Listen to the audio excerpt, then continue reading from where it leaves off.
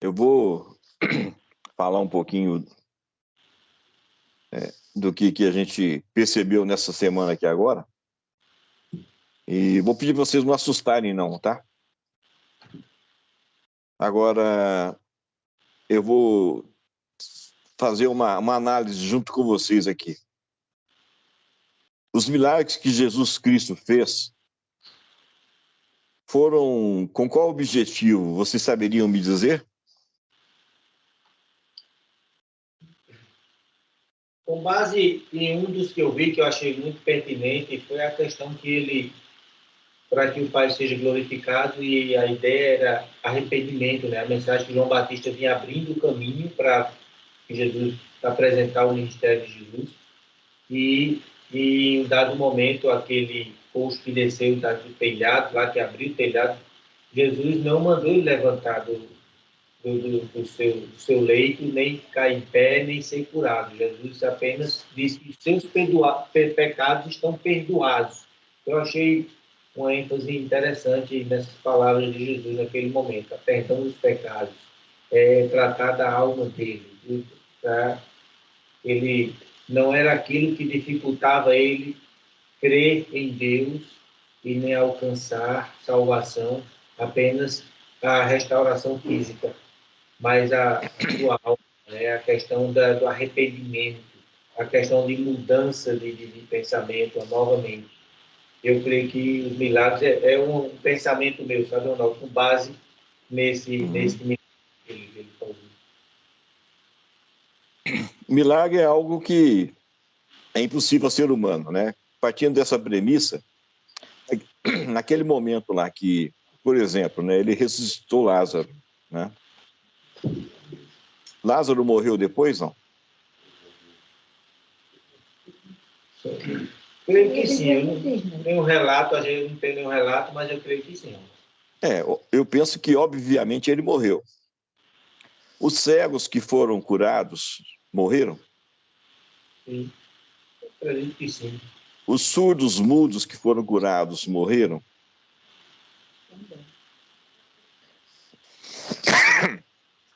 A água que ele transformou em vinho acabou? Acabou. Então, tinham um objetivo claro, aqueles milagres, né? Para que todos conhecessem que ele era um enviado de Yahvé para aquele momento.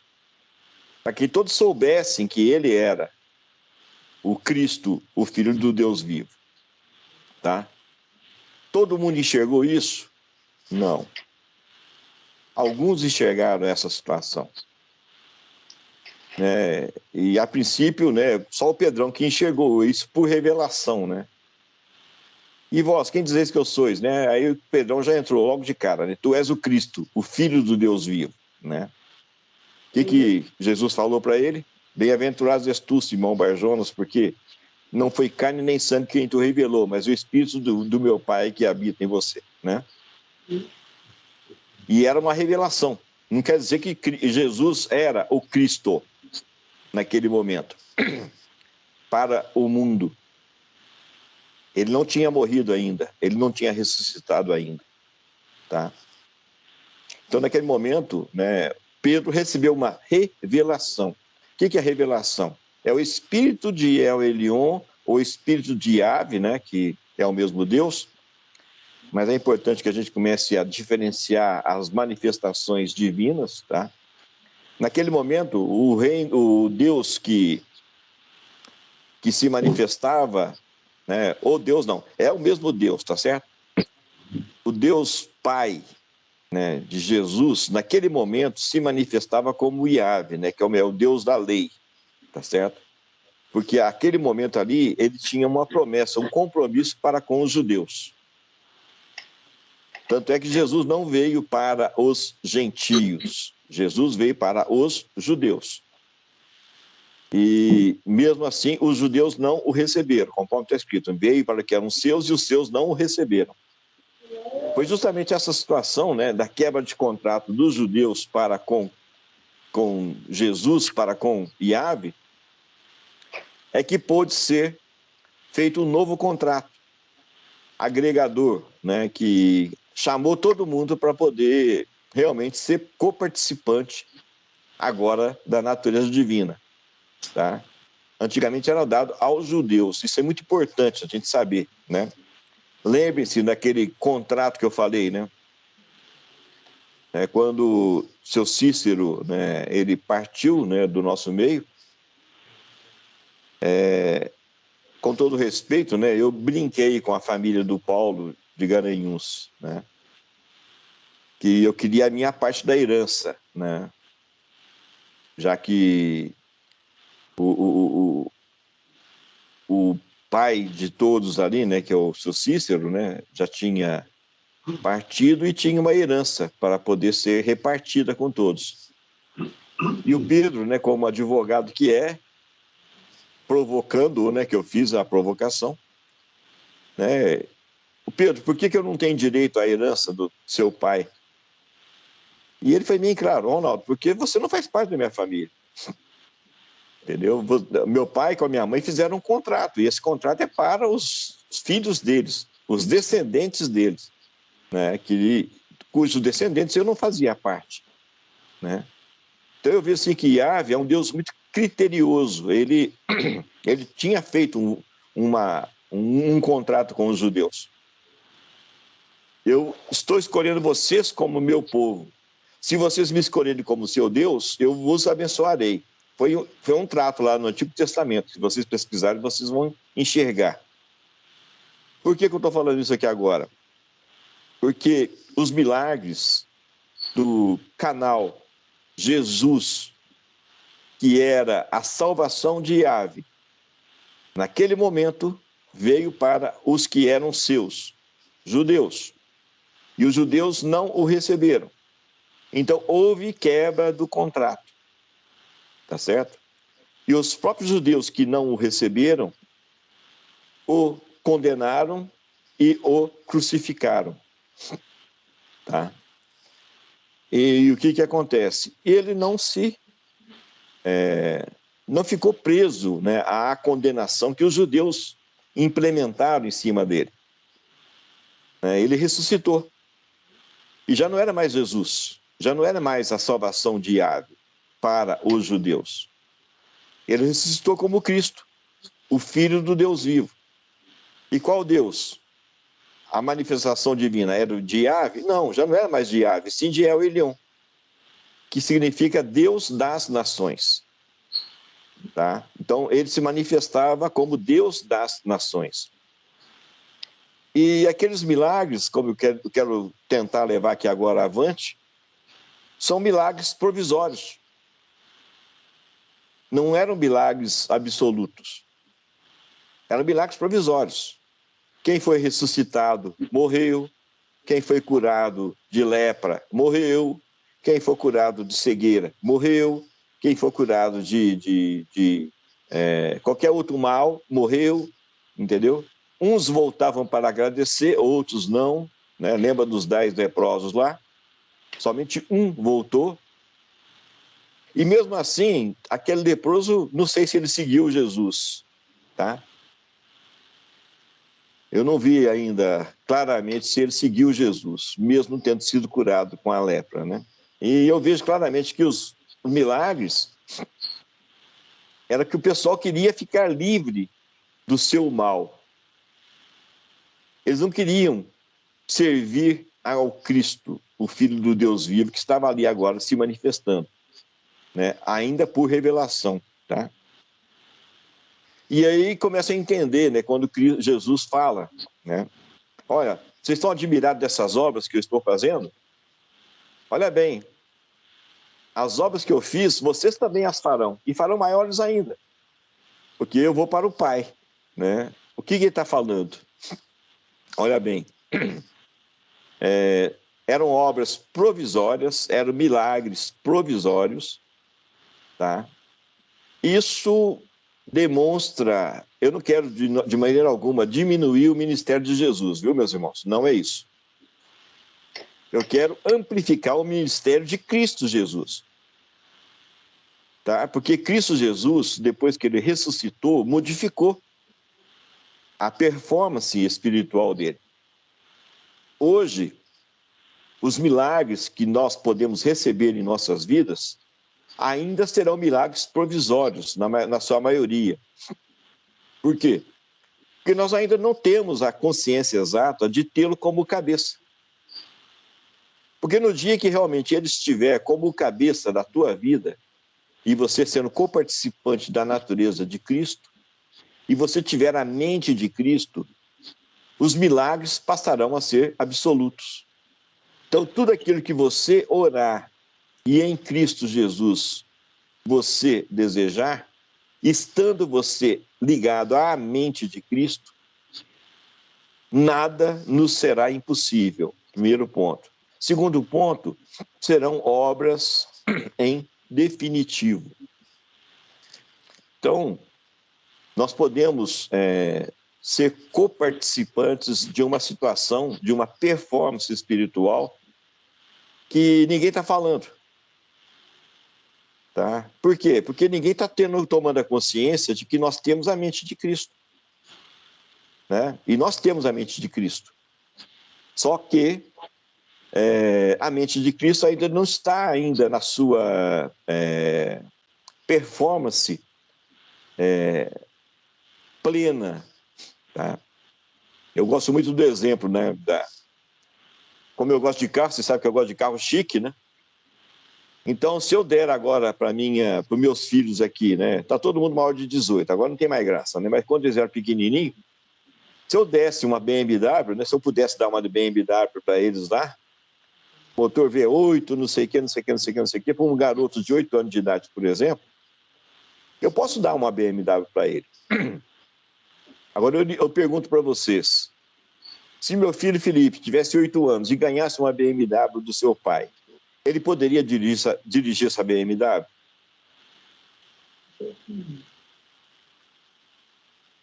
Só que é dele, mas ele não pode dirigir. Mas é dele, mas ele não pode dirigir. Por que ele não pode dirigir? Porque ele não foi treinado ainda, tá? Então é a mesma coisa com a mente de Cristo. Ela é nossa, já nos foi dado. O problema é que nós ainda não temos a performance necessária para poder o quê? Em Cristo, fazer as obras maiores que estão destinadas para nós fazermos. Por quê? Porque nós ainda estamos em processo de maturação e em processo de chegarmos à maturidade, em processo de chegarmos à estatura de varão perfeito, que é a medida de Adão antes de pecar.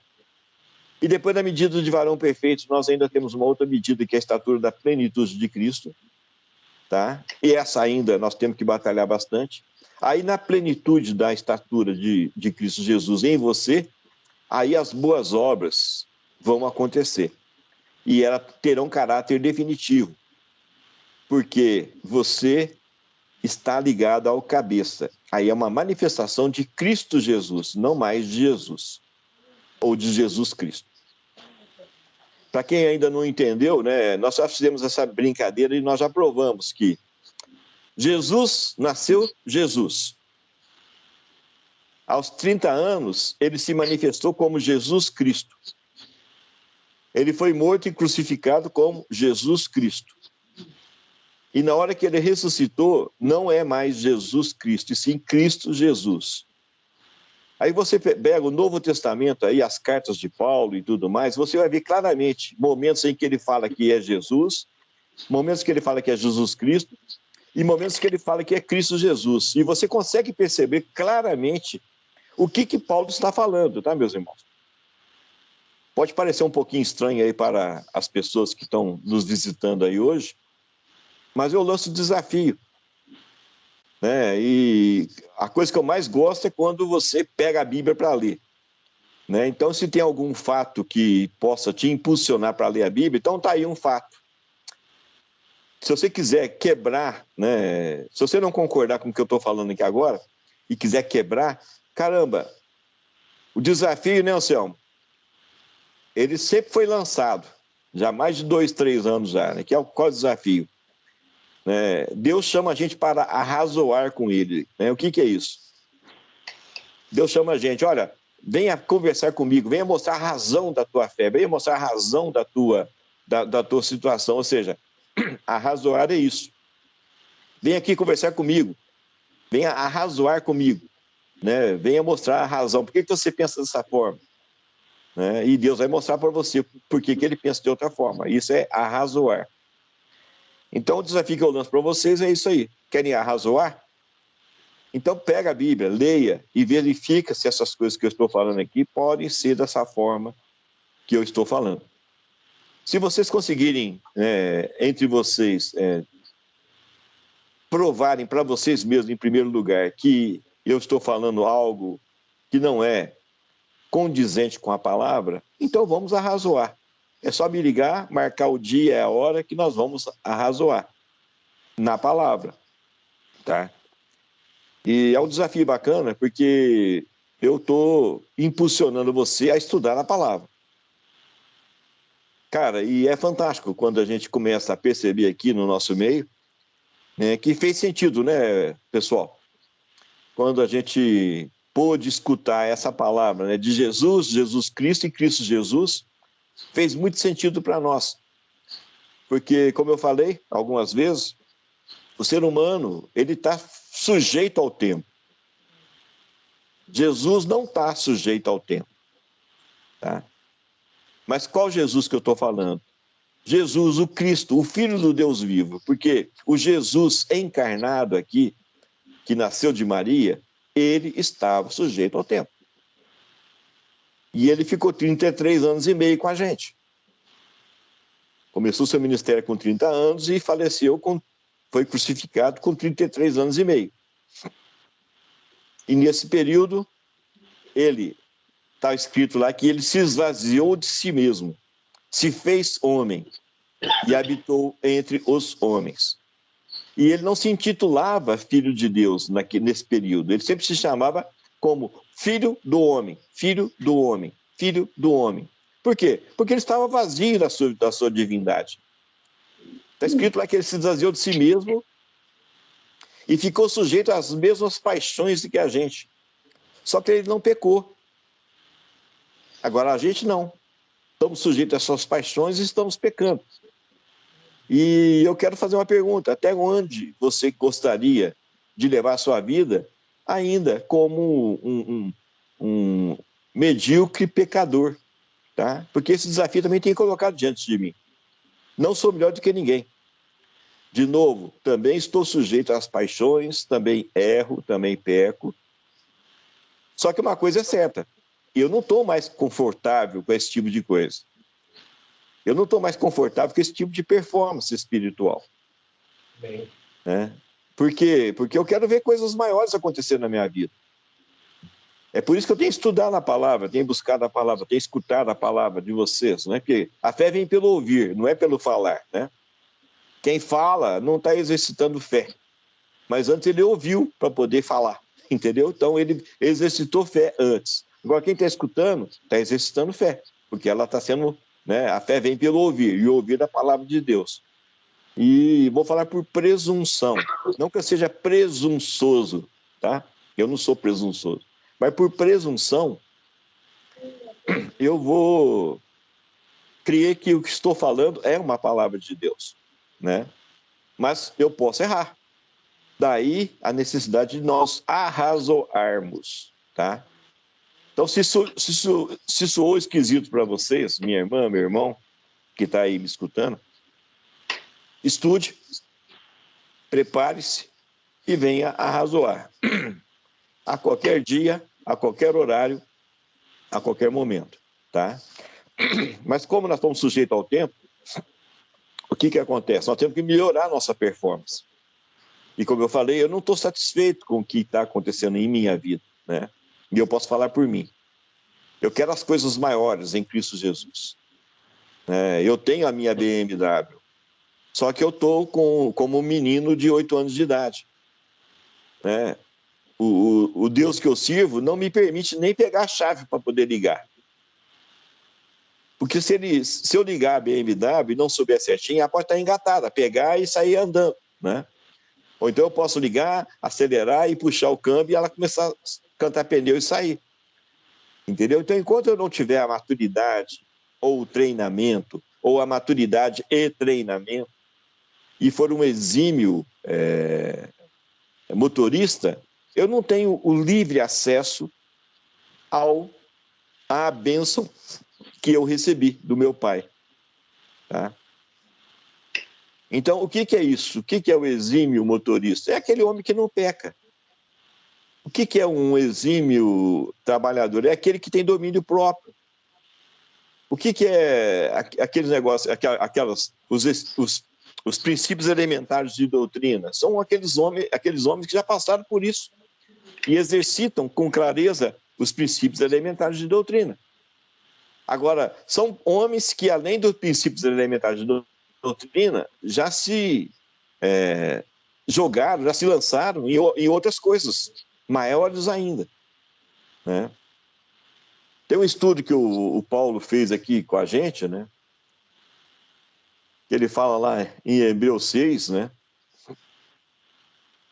Em versículo 3, eu vou ler aqui com vocês. Vou começar pelo 1. Não, 5,14, vai.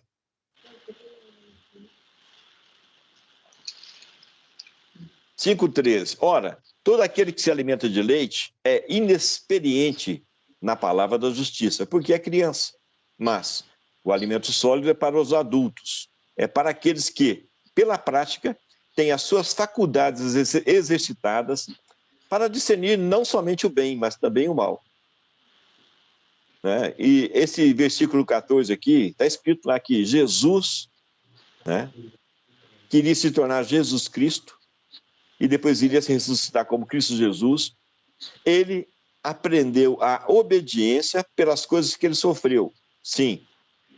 Agora, ele aprendeu a deixou de ser menino quando? Quando, além de desprezar o mal, ele aprendeu a desejar o bem. Tá? Ou, se você quiser invertido, pode também ser, não tem problema. Tá certo? Mas uma hora eu te explico por que você tem que primeiro desprezar o mal para depois você desejar o bem. Tá? Isso também dá um outro dia de conversa, tá? E eu quero conversar das obras maiores hoje com vocês, tá? Aí ele continua no verso Hebreus 6:1. Por isso, pondo de parte os princípios elementares da doutrina de Cristo, deixemos-nos levar para o que é perfeito, não lançando de novo a base do arrependimento de obras mortas e da fé em Deus, o ensino do batismo, da imposição de mãos, da ressurreição dos mortos e do juízo eterno. Olha bem, o que o Paulo chama de princípio elementar aqui? Base de arrependimento de obras mortas, a fé em Deus, batismo, a imposição de mãos, ressurreição dos mortos e juízo eterno. Olha bem, tem muita coisa aqui que a gente já andou, tem muita coisa que a gente não anda, tem muita coisa que a gente às vezes anda, depois esquece, depois a gente relembra e começa a andar de novo, mas isso aqui são os princípios elementares da doutrina. O que significa isso? Quem não pratica com bem exercitado esses princípios elementares, não adentra nas outras partes, tá? Não adentra as obras maiores, tá? Olha bem aqui. Verso 9, Hebreus 6:9. Então, eu estou mostrando para vocês aqui, meus irmãos, que tem um gradualismo, né? Em tudo em Cristo Jesus tem um gradualismo. Né? Ele coloca, está escrito lá que nada vem além do que as suas forças podem suportar. Então, é requerido que você ande na medida da fé que você já conquistou. Ninguém mais é requerido daquilo que é além do que as suas forças podem suportar. O Pai não permite isso, tá? Então, o que vem para você é exatamente na medida da tua fé, tá certo? E eu quero fazer que nem o irmão Benedito com a irmã Lourdinha, né, irmã Lourdinha? O irmão Benedito, às vezes, chacoalhava a senhora, né? Então, eu tô querendo chacoalhar todo mundo, entendeu? Acorda todo mundo aí, porque nós temos que andar em coisas maiores. Tá? Os princípios elementares da doutrina, está aqui, bem claro. Né? Quais são eles, de novo? Batismo, né? Antes aqui um pouquinho, né? arrependimento de obras mortas, fé em Deus, batismo, imposição de mãos, ressurreição dos mortos e juízo eterno. Se vocês olharem bem, meus irmãos, tem muita igreja aqui discutindo se o batismo é por imersão ou se é por aspersão, se a ressurreição do morto é assim, é assado, o juízo eterno é assim, é assado, o arrependimento tem que ser dessa forma, se não for arrependimento dentro da minha igreja não está certo, na igreja dos outros também está errado, entendeu? Então, tem toda de discussão aqui que nada mais é do que pequenos assim, meninos imaturos brigando entre si de coisas, achando que estão falando de Deus. E estão, mas como meninos. Tá? Não é como homem maduro, não é como mulher madura, é como meninos. Percebe? Porque o que tem hoje é justamente briga de igrejas sobre esses princípios elementares de doutrina. Percebe? Eu já nem gasto tempo mais para tentar argumentar sobre essa situação. Quer dizer que eu cresci? Não. Quer dizer que eu sou arrogante? Também não. Quer dizer o seguinte, meus irmãos, eu estou querendo buscar com vocês coisas maiores. Como eu já falei aqui, os milagres que Jesus Cristo fez foram provisórios.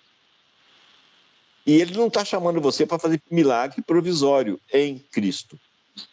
Ele está chamando você para poder o quê? Manifestar a plenitude da divindade com Cristo sobre a face da terra.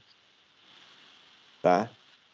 E ele não quer que você gaste tempo, né? Ah, não, mas eu sou da igreja tal e eu tenho que fazer. Você tem razão. Se você é da igreja tal, né, eu vou chamar a mesma coisa aqui. A minha esposa, né, Rejane, ela tem um irmão que é cruzeirense e ela é atleticana. Então, se vocês olharem bem, é briga de cachorro com gato. Né? Fica os dois lá, quando junta, né, tem futebol lá, tá os dois discutindo, é isso, aquele outro, né?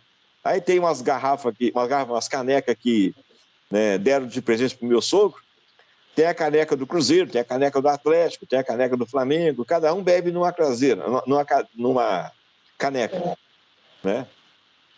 E essa caneca, quando a gente brinca, né, põe a caneca do Atlético lá pro meu cunhado beber, ele pega a caneca e chuta ela, entende? Joga no chão e faz birra, ou seja, é coisa de criança, entendeu?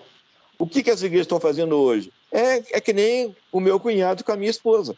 É coisa de criança. Ou seja, defendendo a sua agremiação. Isso não é igreja, tá? É uma agremiação. É um time de futebol que você quer defender a bandeira do time.